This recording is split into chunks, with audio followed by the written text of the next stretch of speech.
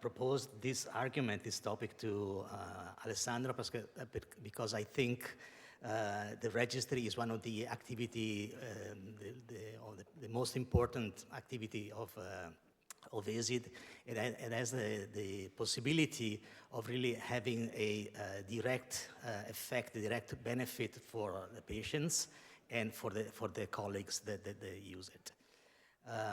So I'm going to start by saying also that I'm not going to take any credit for this work. The credit needs to be done to the people that have deserved it, and the people are here.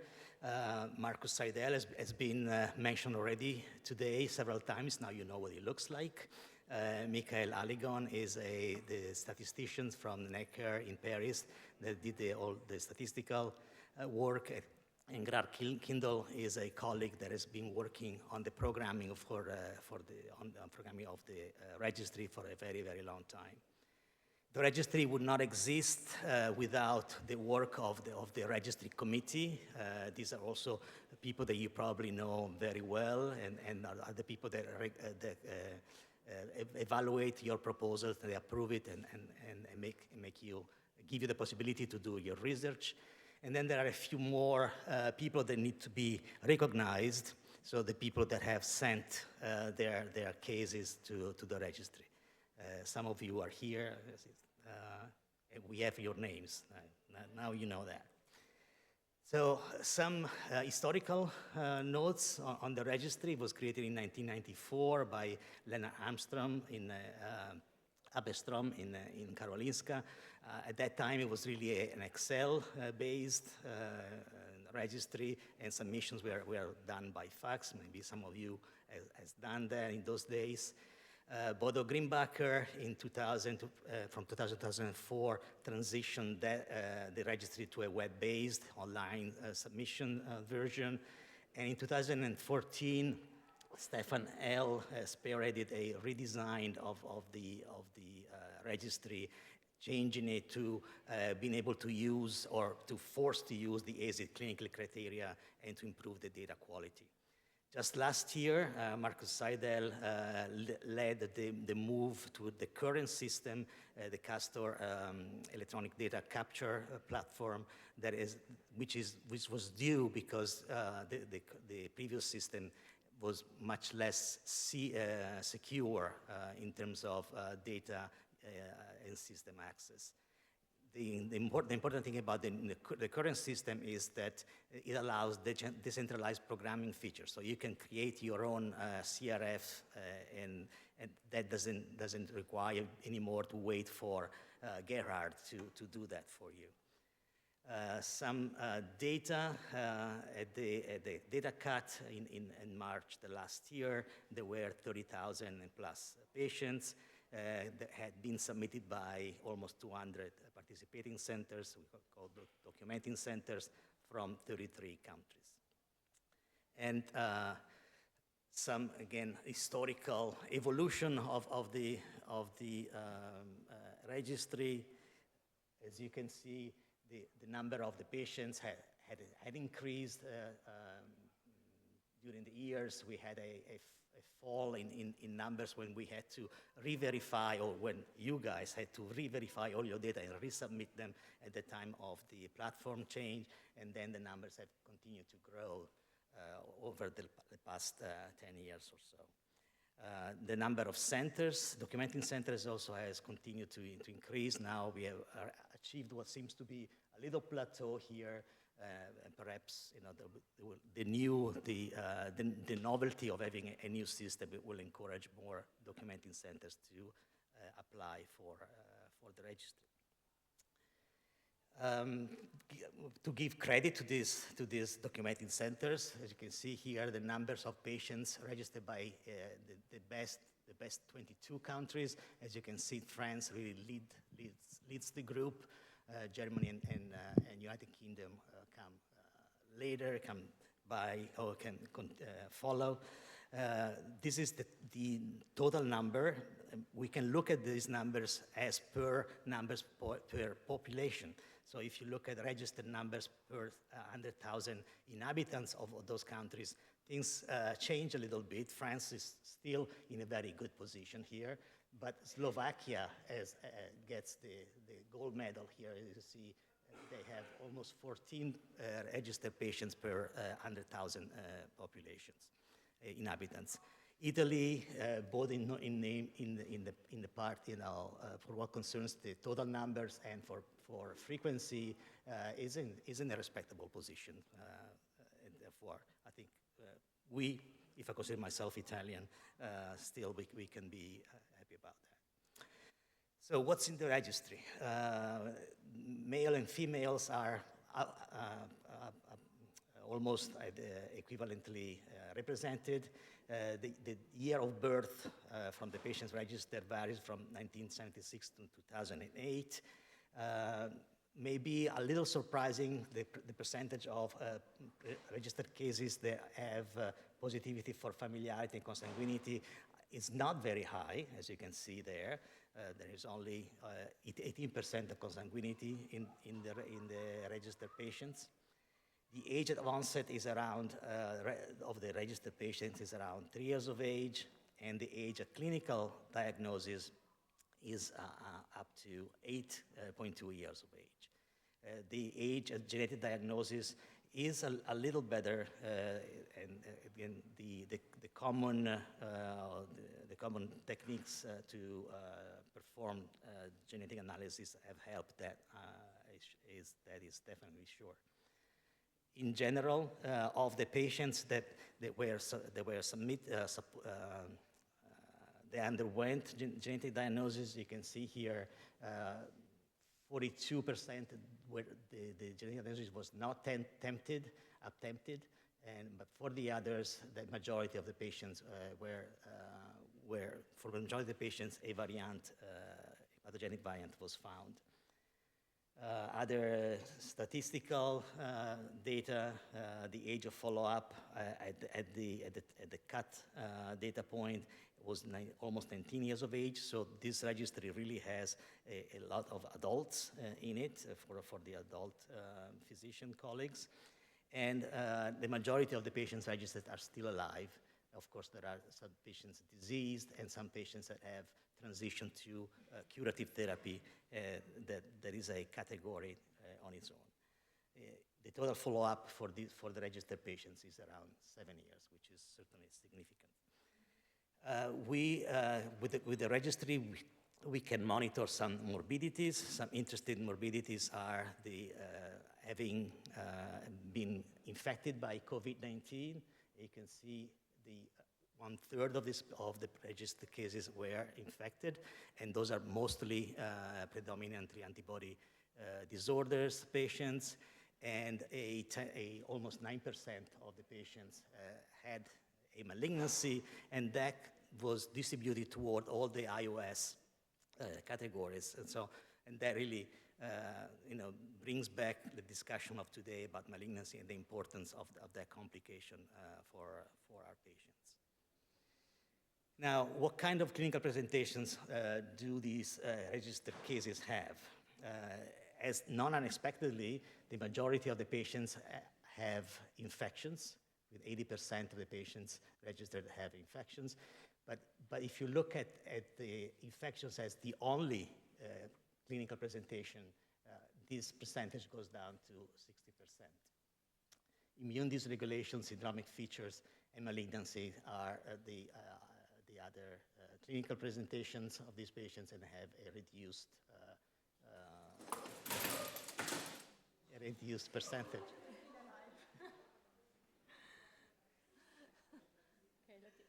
Again, talking about a little bit about malignancy, as you can see here, 117 patients presented only with malignancy. So again, that complication is important for our field. This is the sunburst interpretation of the diagnosis in the registry. When the paper will be published, this is a interactive map that you can click on any of these and expand it to see what are the single diagnoses in those unreadable sections right now. As you can see, the majority of patients have a predominantly antibody disorder, followed by syndromic, and this follows very well the Antonio's talk, and primary immune dysregulation disorders and combined immune deficiencies and phagocyte disorders are the categories that follow the antibody disorders. So what is the ability of our community to define the genetic cause of these disorders? As you can see, for the predominantly antibody disorders, the minority of the cases have a genetic diagnosis. Things are much better for the syndromic diseases, and they are variable. The percentage of genetically known causes are variable for the other categories. So there is work to do, especially for the predominantly antibody disorders. There is certainly more discovery that is available for the field to perform. If we look at the most common, the 5 most common genetic causes for each of the IOS categories, what really jumps to the eye is that the syndromic DGeorge cause is the most common genetic cause in the registry, followed by BTK, and followed again by ATM. I think this is a little surprising. I think I've seen more TACI than BTK. I've seen more NF-κB patients than BTK, and I'm sure that that's probably the same for you also. But that really points out to a little bias, ascertainment bias that the registry has. These diseases have been known for much longer than the more recent diseases that have not had the time yet to be inserted and submitted to the registry. So this frequency needs to be taken with a grain of salt. And if we look at all these genetic causes together, we can see a graph of this kind, where again DGeorge, BTK, ATM are at the very top of the frequency. I'm gonna skip this for the sake of time, and I'm gonna get to this slide, which shows us what is the percentage of the genetic causes that are present in the registry compared to the possibility to all the genetic causes that are described in the IOS classification. So here you can see that for innate immunity, the registry contains 33 of the 74 genes that are known. So the registry certainly does not have a complete representation of the genes that are responsible for the disorders, especially for the innate immunity. For phagocyte, for syndromic, things are much better. We only miss 16 genes, 7 genes for predominantly antibody disorders. Again, some of these diseases that are not present, some of genetic causes that are not present in the registry have been discovered very recently, and therefore it's just a matter of time until when they will be present in the registry as well.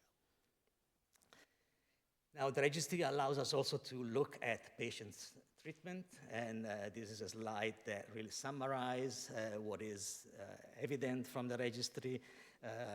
These are, again, findings that you won't find surprising. For combined immune deficiency, many patients would have allo transplant or gene therapy. Most patients with predominantly antibody disorders would have a treatment with immunoglobulins, and many of the patients with complement disorders don't have any treatment. I think it's for each of the diseases, or the group of diseases that you're interested in, you can really query the registry and see where these therapies management possibilities that we have listed here are distributed into those categories. And what is, I think, very interesting, and the registry allows you to do, is to look at the overall survival of the different categories of immunodeficiencies. And this is the overall survival of the categories. If you can see, the curves are very different from each other. There are survivals for the complement that is very high and constant until late in life. There are survival in the predominant antibody disorders that is gradually decreasing, and with this perhaps is not unexpected that the series of complications may accumulate over time and lead to the demise of these patients. But there are certainly a group of disorders for which there is an early drop, which is probably caused by the severity of the disease in these cases. This is the case, for instance, for combined immunodeficiency, where we have a loss of patients early on until they reach curative therapy, and then there is a plateau. Similarly for primary immune dysregulation disorders. If you look at syndromic, you can see that there is a triphasic behavior of the curve with a early loss, a maintenance phase, and a secondary loss of a steep loss of patients that seems to be due to malignant complications that occur in these patients later in life. If we focus on the first 5 years of life of these patients, we can see something that perhaps was unexpected, and see this big loss of patients from innate disorders and primary immune regulation disorders that is even higher than patients that are affected by combined immunodeficiency. And that perhaps would justify the development of neonatal screening for those disorders that potentially can save these patients that right now die without a treatment early on in life. The causes of death are another information that you can get from the registry. Most people die of infection, again, perhaps not surprisingly. This death from infection is very common for patients with combined immunodeficiencies or innate disorders of immunity, where more than 50% of the patients die because of infections.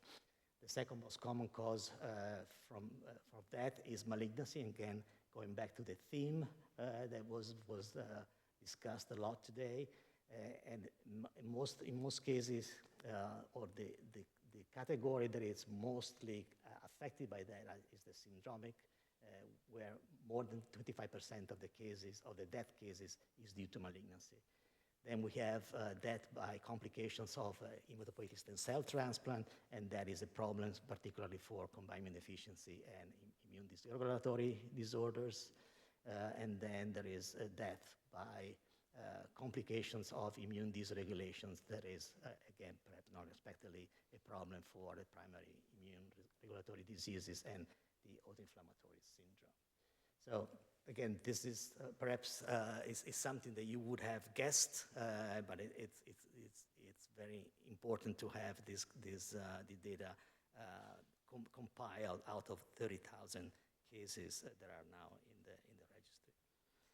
So what are the limitations and challenges of this venture? Obviously, the data come from 196 centers from 33 countries. The quality and quantity of the data is different, very variable. And so that is something that is, can translate in some conclusions, statistical conclusions that are potentially not correct. But we don't have any way to really do a quality control of the data that are submitted. So our statistics are representative of the quality of the data that is submitted. I already mentioned the ascertainment bias that we have for some disorders and diseases that are more, they are older, the knowledge of which is older compared to more modernly or more recently discovered genetic disorders. All of you that have inserted data in the registry know that this is time consuming. It's still a manual data entry proposition. Discussions have been made and taken all the time in order to create systems that can import data from automated health systems, but there certainly is a complication that has to do with local laws and regulations that we are really not ready to tackle at this point. There is a certain cost for ESID and for whoever pays the salary of the colleagues that enter the data in the system, so that's also a consideration to keep in mind. The genetic information right now is limited to the gene responsible for the disease, but I think that you would agree that potentially using a database of this size to collect variant, perhaps VUSs that remain basically remain incompletely, basically we have a lot of data that we don't know what to do with it, but if we had thousands of VUSs in the system, we would certainly be able to make some connections and correlations that we cannot do at this point.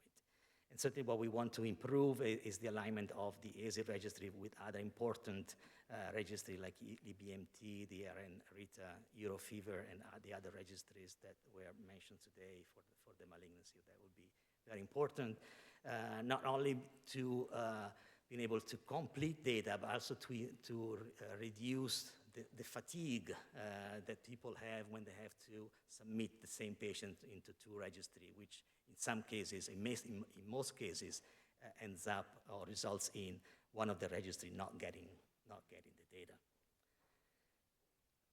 The registry has supported a significant scientific impact. As you can see here, since its establishment, there have been 84 peer-reviewed publications. In most cases, am I okay with the time? Okay. In most cases are disease-specific studies, in 25 cases, followed by country-specific studies. Again, people that have analyzed the data from their own data from patients, registered cases from their own countries. And then we have 15 publications from the analysis of the ESID registry that was done by ESID itself. This is certainly something that, for the young people, something that tells you that working with the registry can really pay off. And this is a series of data that tells you what has been the activity over the past 5 years. Actually, this is 4 years at this point, more or less. As you can see, there have been almost all the time around 15 studies ongoing at different stage of completion. So there is a reason for the registry to continue to be in existence, because it provides colleagues, some of which are in this room, with ability to do projects. And this graph is out of date. There have been also these later studies that are coming up. They continue to be the proof that the registry is there for you to be taken advantage of. Finally, I want to acknowledge all the people that are listed on the manuscript that describes the data that I just showed to you. the manuscript is out for revision with the new Journal of Human Immunity that I'm going to put a plug for. This is the new journal that is the journal of ESID, and it's going to be the journal of all the International Alliance for Primary Efficiency Societies, and certainly it's something that is receiving a lot of support worldwide, and I think it's worthwhile to consider it for your submissions in the future. And I'll stop there. I'll take any questions if there are any.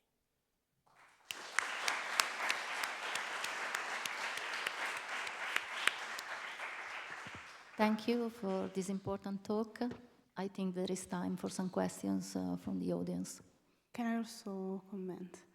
So thank you for this presentation that highlights the importance of putting together all the data and working in group, also to have information that then we can use in clinical practice.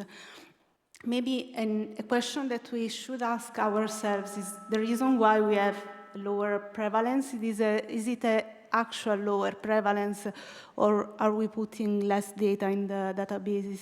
Prevalence from Italy? From Italy, yeah. Maybe I can say from our center that we are not putting all the George syndrome in the database, so maybe this can be a reason. Yeah, absolutely. And what is the better way of doing this? Right now, of course, we deal with from center to center, and things can change during the life of that center. Bosses change, colleagues change. Yeah. What is more more efficient is to have a national registry to submit all their data directly to the registry, and this is happening with the Canadian registry. It's happening with the Dutch registry, French also. Yes, but the Canadian. No, these are new things. The Canadian is coming, then the Dutch is coming. The French are there already, but that solves a little bit the issue of fragmentations and perhaps difficulty of finding someone that wants to spend the time to send in the cases. Yeah. Any other question, Professor Aiuti?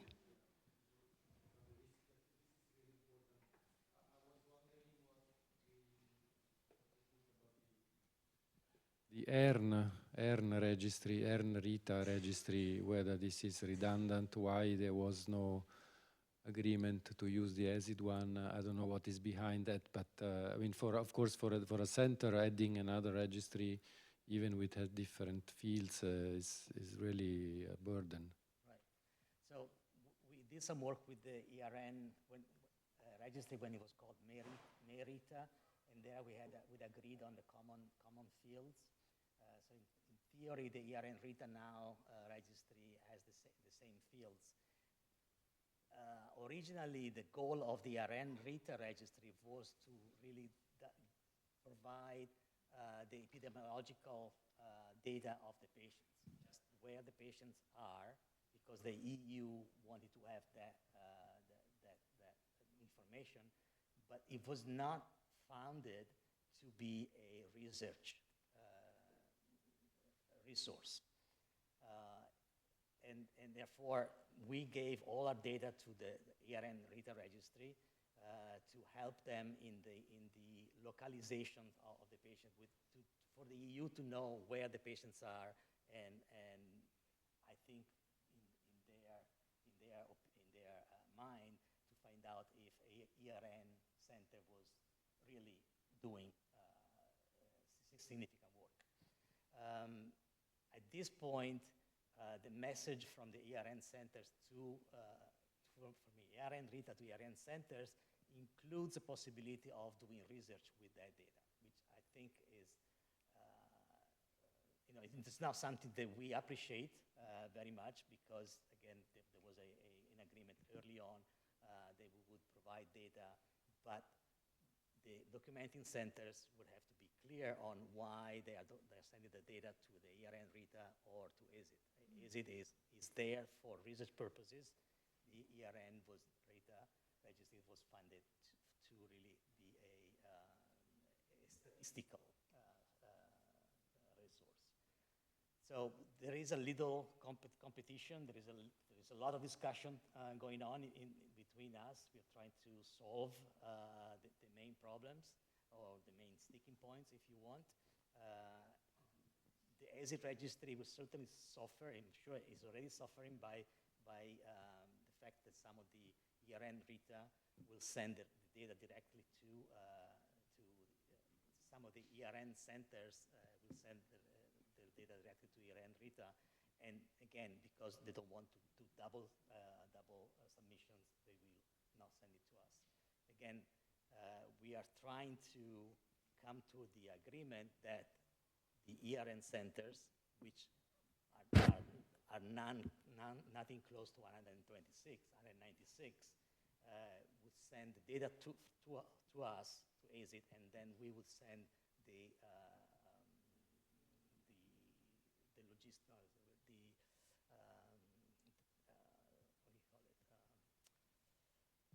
the information that the EU wants back to the ERN RITA so that they can give to the EU what the EU wants from them. So we're trying to get to that point.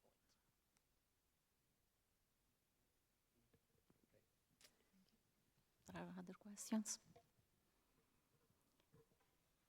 Penso che... Grazie. Grazie. Thank you.